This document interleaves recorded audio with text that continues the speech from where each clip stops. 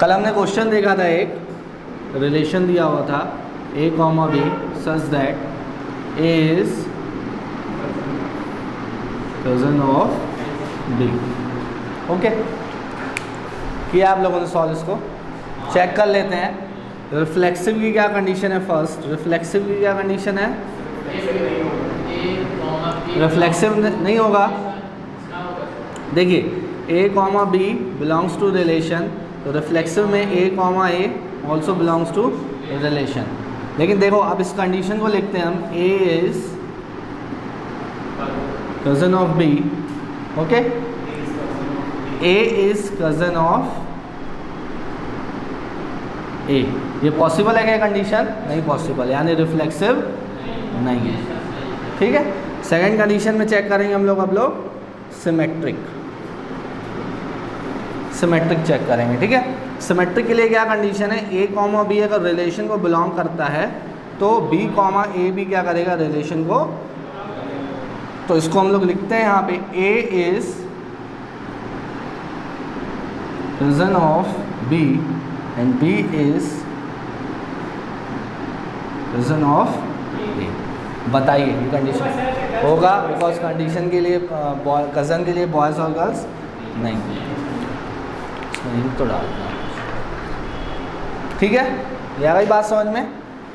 Third condition अपन लोग check करेंगे इसके लिए, ट्रांजिटिव के लिए। ठीक है,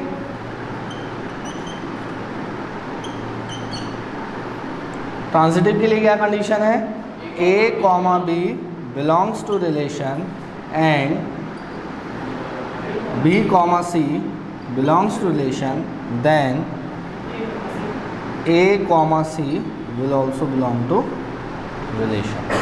अब इधर कंडीशन चेक कर लेते हैं। ठीक है, हमने कहा a is cousin of क्या? b। यहाँ पे ऑफ नहीं लगा है, ठीक है, अंडरस्टूड, यहाँ पे ऑफ लगेगा। a is cousin of b, और फिर क्या करेंगे हम? b is cousin of c, b is cousin of c। ठीक है, आ रहा समझ में इतना? अब हम इसकी कंडीशन निकालते हैं। a is cousin of c। होगा नहीं होगा? होगा ना? ठीक है, होगा। तो ये क्या हो गया? ट्रांजिटिव भी हो गया। ठीक है, तो ये सिंपल कंडीशन थी। देखिए ब्रदर में कैसे चेंज हो रहा था और कज़न में कैसे चेंज हो रहा है। ठीक है, ये डिफरेंस है, थोड़ा ध्यान दीजिएगा जब वर्क प्रॉब्लम वाले क्वेश्चन आएंगे। क्लास 11 का थोड़ा सा डोमेन, कोडोमेन, रेंज का कॉन्सेप्ट समझ लेते हैं, प्लस कार्टेशियन प्रोडक्ट एक बार थोड़ा रिवाइज कर लेते हैं क्लास 11 का। ठीक है, तो कार्टेशियन प्रोडक्ट, आप किसी को पता है कार्टेशियन प्रोडक्ट क्या होता है? क्या होता है बताओ?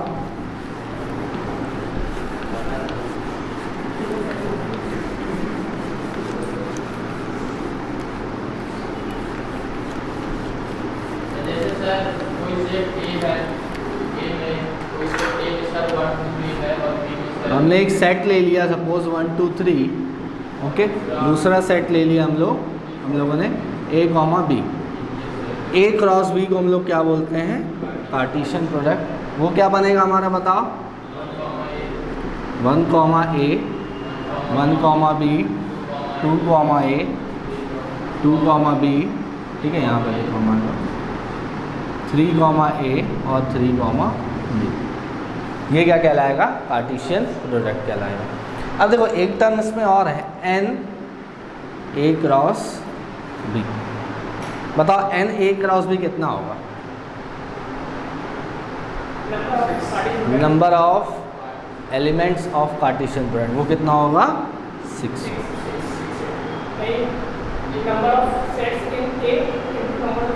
बिल्कुल। अब कल मैंने एक बात कही थी कि रिलेशंस जो होते हैं वो 2 की पावर mn होते हैं। ठीक है, रिलेशन जो होते हैं वो 2 की पावर mn होते हैं। कल हमने देखा था relations, total number of relations, जिसमें से क्या होंगे? कुछ फंक्शंस भी होंगे। अभी हम फंक्शंस भी देख लेते हैं। ठीक है, थोड़ा 11 का देख लेते हैं तो क्लियर होगा। Total number of relations equals to 2 to the power mn, यानी 2 की पावर 3 इंटू 2 यानी 2 की पावर 6, यही है देखो 2 की पावर 6। ठीक है, ये बात तो समझ में आ गई होगी। इसको ऐसे भी लिख सकते हो 2 की power n a cross b, बहुत सही तो है ये। ठीक है, अब एक बात हमको ये समझ में आई, सर रिलेशन से तो हमको समझ में आ रहा है, हम सबसेट से कैसे समझें? ये तो हमने रिलेशंस देख लिया, अब हम क्लास 11 का थोड़ा सबसेट्स का रिलेशन बनाते हैं इसके साथ, सबसेट का रिलेशन बनाते हैं रिलेशन के साथ, समझ रहे हो?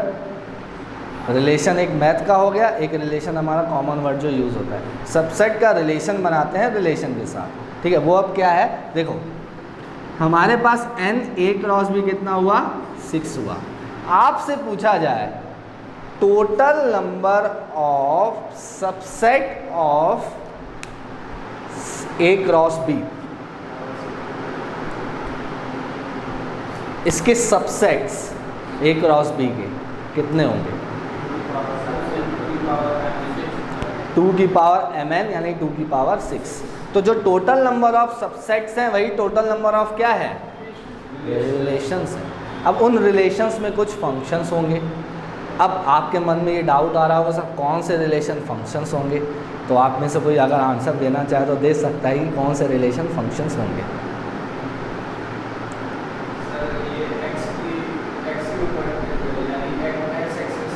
एक मिनट, वहीं से हम डोमेन को डोमेन और रेंज की कॉन्सेप्ट को भी समझेंगे। हाँ बताइए आप। दो कंडीशंस होती हैं फंक्शंस के लिए, एक वेरी गुड, दो कंडीशंस होते हैं। हाँ, x के जितने भी एलिमेंट्स हैं वो सब एक और केवल एक ही y के एलिमेंट्स से पेयर इमेज बनाएंगे या y के साथ पेयर होंगे। Very good. दूसरा कटआउट होता है उसमें एक्सिस को कट करके सर ग्राफ में ग्राफ में भी नहीं जाना है, नहीं तो फिर कंफ्यूजन होगा। ठीक है सर, लेकिन कोई होता है एक्सिस कट करने को इक्वेशन वो भी वैल्यू करती है। बिल्कुल। एक बार एक्सिस कट करती है। बिल्कुल, वो कंडीशन हम पढ़ेंगे ऑन टू और इनटू के लिए, अभी इसमें नहीं है, वो भी है, वो हम पढ़ेंगे। एक्स एक्सिस और वाई एक्सिस जो जितने टाइम कट करता है फिर वो इनटू और ऑन टू के लिए देखेंगे, वो फंक्शन है कि नहीं वो भी देखेंगे उसमें। लेकिन अभी हम जनरल बात कर रहे हैं जो 11 से रिलेटेड है, वो जब हम फंक्शन में जाएंगे तब हम। एक आंसर आपने दिया है कि क्या दिया आपने आंसर? एक ही इमेज होनी चाहिए। दूसरा स्पेशल टाइप ऑफ रिलेशन, वो स्पेशली टाइप ऑफ रिलेशन पूछा जा रहा है आपसे कौन सा है, जिसमें से एक पॉइंट उन्होंने सही आंसर दिया। दूसरा पॉइंट क्या है? दूसरा ये है कि सेट ए का जो x बोल रहे हो आप, उसके हर एलिमेंट इन्वॉल्व होना चाहिए। दो कंडीशंस है, एरो डायग्राम से समझते हैं तो आपका और क्लियर होगा। ठीक है, एरो डायग्राम बनाते हैं। सपोज ये मैंने लिखा 1 2 3 और यहाँ पे लिखा मैंने ABC, तो यहाँ से आपका डोमेन कोडोमेन रेंज भी क्लियर हो जाएगा प्लस फंक्शन भी क्लियर हो जाएगा। अब देखो इससे हम लोग इनपुट आउटपुट को भी समझेंगे। इनपुट का रिलेशन कल मैंने कहा था, इसीलिए थोड़ा सा हिंट दिया था, पढ़ के तो नहीं आया वो पता है मुझे। ठीक है, तो अब हम क्या करते हैं, पहली चीज़ हम अगर इसको ऐसे बनाते हैं, ओके, अरे बात समझ में, ये ऐसे बना दिया और 3 के लिए भी बना, समझ लेना। ठीक है, ये एक बार फिर डिस्कस होगा फंक्शन में, लेकिन अभी क्या थोड़ा सा हम कॉन्सेप्ट बना लें तब आपको रिलेशन सॉल्व करने में अच्छा लगेगा। अब देखो ये एक रिलेशन बना है, ठीक है। अब ये रिलेशन हमें चेक करना है कि फंक्शन है कि नहीं, ये रिलेशन फंक्शन है कि नहीं, ये हमें चेक करना है। पहली बात ये सुनो, इनपुट आउटपुट से रिलेटेड, जब डिफरेंट इनपुट्स होंगे तो आउटपुट सेम मिल सकता है, मिल सकता है। जैसे 1 का स्क्वायर 1 हो गया, x स्क्वायर एक फंक्शन है, उसमें हमने 1 वैल्यू पुट की, 1 का स्क्वायर कितना आया? 1 आया। दूसरा इनपुट लिया मैंने -1, -1 का स्क्वायर कितना आया? 1 आया। मतलब अब फंक्शन में जाते हैं, फंक्शन 2 डिफरेंट इनपुट्स ले सकता है, समझना। For 2 different inputs we get same output. जैसे 1 और -1 की कंडीशन है, 1 का स्क्वायर हमने किया 1 मिला, -1 का स्क्वायर भी किया 1 मिला, यानी दो डिफरेंट इनपुट्स के लिए सेम आउटपुट मिल सकता है। ठीक है, 1 इनपुट है, आउटपुट क्या आ रहा है, ए आ रहा है। 2 इनपुट है जो कि 1 से डिफरेंट है, आउटपुट क्या आ रहा है, ए आ रहा है। ये बात समझ में आई? ये फंक्शन की कंडीशन हुई रिलेशन में। ठीक है, ये बात समझ में आई। अब हम एक दूसरी बात करते हैं। ठीक है, सेम इनपुट से डिफरेंट आउटपुट,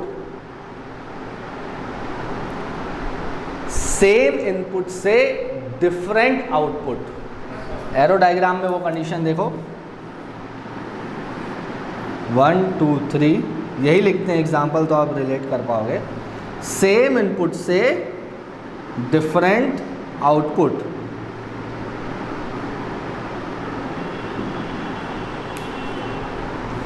वन क्या है, सेम इनपुट है, पहली कंडीशन के लिए ए आ रहा है, दूसरी के लिए बी आ रहा है।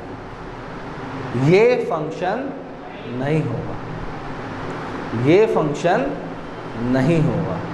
आ रही बात समझ में? सर ऐसा पॉसिबल है क्या 1 डालें ए आए 1 डालें बी आए? ऐसा कभी नहीं हो सकता, वो एक एरर होगा। और ऐसा होता है तो वो एक एरर होगा जो हम लोग नहीं करेंगे काउंट। लेकिन डिफरेंट इनपुट्स के लिए सेम आउटपुट मिल सकता है। ये तो इनपुट आउटपुट की बात हुई, लेकिन अब हम मैथमेटिकल देखें। मैथमेटिकल ये है कि फर्स्ट ये x के एलिमेंट्स हैं और ये क्या है, y के एलिमेंट्स। x का एवरी एलिमेंट इमेज बना रहा है। ठीक है, इमेज बना रहा है। फर्स्ट कंडीशन ये हुई। आ रही बात समझ में? एवरी फर्स्ट कंडीशन क्या हुई, every element will make a image.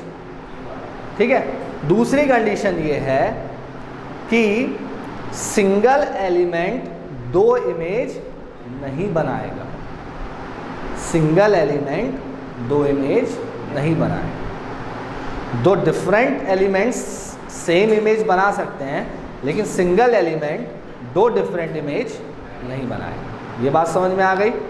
ठीक है, तो ये समझ में आ गया आपको कि ये क्या है, फंक्शन है और ये फंक्शन नहीं। ये बात समझ में आ गई।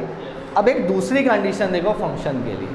ठीक है, वो जो आप डायग्राम की बात कर रहे थे, वो हम जब आएंगे एक बार इसको रिवाइज करके डायग्राम को देखेंगे, लेकिन अभी हमको डायग्राम को नहीं देखना, क्योंकि पहले हमको रिलेशन कंप्लीट करना है। अब सपोज ये मैंने एरो हटा दिया ये एरो, क्या ये फंक्शन होगा? क्या ये फंक्शन होगा? मैंने कहा every element will make a image. यहाँ थर्ड इमेज नहीं बना रहा है, थर्ड एलिमेंट जो ये 3 है ये इमेज नहीं बना, तो ये फंक्शन नहीं होगा। ठीक है सर, y में तो ये c खाली है, उससे कोई फ़र्क नहीं पड़ेगा। ठीक है, उससे कोई फ़र्क नहीं पड़ेगा। आ रही बात समझ में? अब दूसरी चीज़ देखो, इसी में समझना ध्यान से। देखो डोमेन, कोडोमेन और रेंज क्या होता है? कोई मुझे बता सकता है डोमेन क्या है? Of value of set x, या सेट a भी बोल सकते हैं। All values of set x are the domain. Codomain और वैल्यूज ऑफ सेट b या set y। Range elements which are taking part, जो काम कर रहे हैं। क्रिकेट टीम में कितने प्लेयर्स होते हैं? 11 होते हैं। एक्स्ट्रा के साथ टोटल कितने प्लेयर्स होते हैं? 15। ठीक है, 15 क्या होगा? 15 क्या होगा? कोडोमेन। ठीक है, 15 क्या होगा? रेंज क्या होगी? 11। आ रही बात समझ में? कोई इसमें डाउट? क्लियर है ना? सिंपल सा फंडा था। ठीक है, तो अभी हम एक्सरसाइज के और क्वेश्चन सॉल्व करेंगे। पहले एक थोड़ा डिफरेंट क्वेश्चन देख लें, फिर एग्जाम्पल और एक्सरसाइज दोनों देखेंगे। ठीक है।